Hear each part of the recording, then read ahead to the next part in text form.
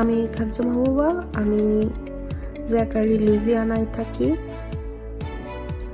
আমি পেশাগতভাবে একজন ইঞ্জিনিয়ার। আমি একটা নিউক্লিয়ার পাওয়ার প্ল্যান্টে কাজ করি। আমি ডিয়ারড্যান্টে জয়েন করেছি জানুয়ারি 2025-এ। আমার হেলথ প্রবলেম, আমার পিসিওএস আছে,